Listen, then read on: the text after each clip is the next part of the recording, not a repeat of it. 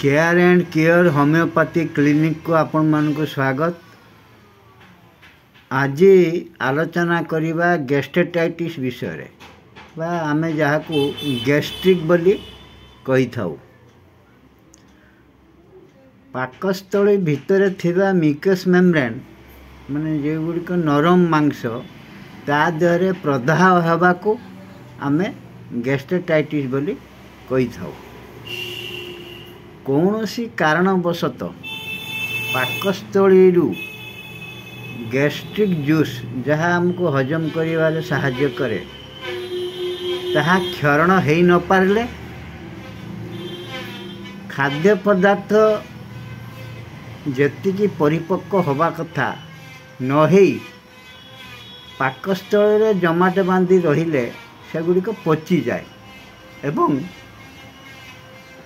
पाकस्थली जो mucus membrane अच्छी से गुड़ा इन्फेक्शन है प्रदाह सृष्टि करे। सेते बेलू आमर पेटरे बथा हवा एसिडिटी हवा कोष्ठकाठिन्य हवा यही सब लक्षण देखागले आमे गैस्ट्रेटाइटिस बोली कही थाउ। अत्यधिक ठंडा बा गरम खाद्य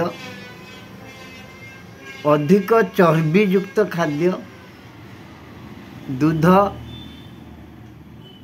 आइस वाटर सब गुड़िक म्यूकस मेम्ब्रेन को इरिटेशन करे पाकस्थली भितर थिबा नरम मांस को इरिटेशन करे। एमिति कि आपण अनेक समय धरी जदि सूर्य तापरे काम करूचंती आपणकर शरीर उत्ताप हवा सह आपन पाकस्थली मध्य गरम हो जाए। से समय आपन जदि आसिकी फ्रिज खोलिकी ठंडा पानी पी गले ताहाले भी इरिटेशन हम पाकस्थली भितर इरिटेशन हम जो म्यूकस मेम्ब्रेन ता देहरे भी गैस्ट्रिक डेवलप हम। पाकस्थली कौन सी कारण क्षत हेले मुख गहर कैंसर पार्टी रे कैंसर हेले किंबा आम अंतनाली रे पत्थर हेले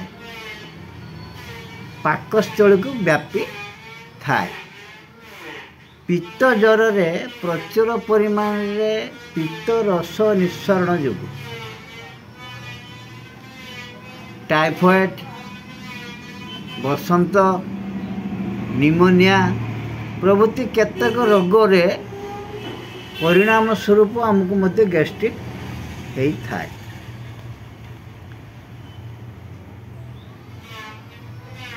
खाइबा पीबार डिस्टर्बेंस हेले मन करंतु बहुत समय खाली पेट रहिले कि जेते भी खाइले बहुत मसला युक्त खाद्य खाइले ताहले पेटरे अस्वस्ति अनुभव हुए एक प्रकार अस्वस्ति अनुभव हुए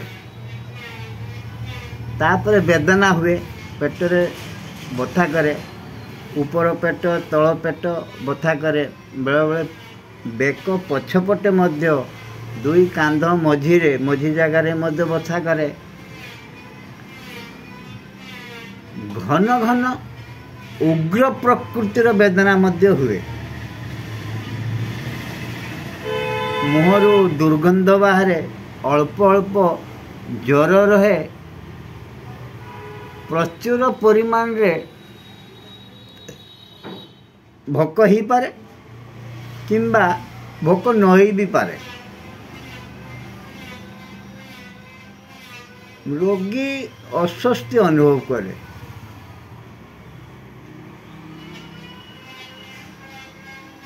विशेषकर जो मानकर कोष्ठकाठिन्य थाए कॉन्स्टिपेशन थाए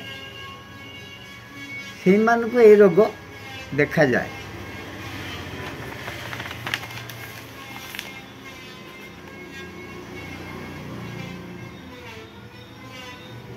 पार्टी भितर प्रचुर परिमाण लाल हुए ओठरे जरसंडा घा हुए मुखर चेहरा फिका पड़ जाए ରୋଗୀ ସର୍ବଦା ଦୁର୍ବଳ ଶୀତ ଶୀତ ଅନୁଭବ କରେ।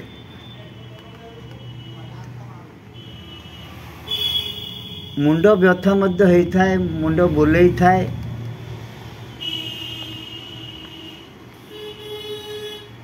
ଅନେକ ସମୟରେ ଉଦର ମଧ୍ୟରେ ବାୟୁ ବଢ଼ିଯାଏ। ବାୟୁର ଗର୍ଜନ ଶବ୍ଦ, ଦୁର୍ଗନ୍ଧ ବାୟୁ ନିଃସରଣ, ଉଦରାମୟ, ପିତ୍ତ, ଦୁର୍ଗନ୍ଧଯୁକ୍ତ ମଳତ୍ୟାଗ ଏହାର ପ୍ରମୁଖ ଲକ୍ଷଣ ହେଇଥାଏ।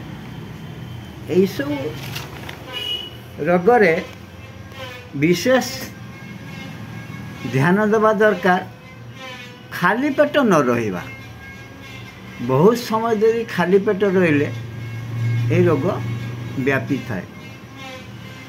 ଅଳ୍ପ ଅଳ୍ପ କରିକି ଦିନସାରା କିଛି କିଛି ଖାଇବା ଦରକାର ଏବଂ ସୁଷମ ଖାଦ୍ୟ ମାନେ ସହଜରେ ହଜମ ହେଉଥିବା ଖାଦ୍ୟ ଖାଇଲେ ଏ ରୋଗରୁ ଉପଶମ ମିଳିଥାଏ।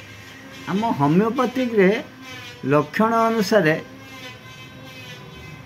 ଆମେ ମେଗଫସ୍ ମ୍ୟାଗ୍ନେସିଆ ଫସ୍ଫରିକା 200, ଲାଇକୋପୋଡ଼ିୟମ୍ 200, ନକ୍ସଭମ୍ 30 ଏମିତି ଲକ୍ଷଣ ଅନୁସାରେ ବହୁତ ମେଡ଼ିସିନ୍ ଅଛି। ଆମେ ସିଦ୍ଧାନ୍ତରେ ଉପନୀତ ହୋଇ ଏହି ଔଷଧ ଗୁଡ଼ିକ ଦେଇଥାଉ।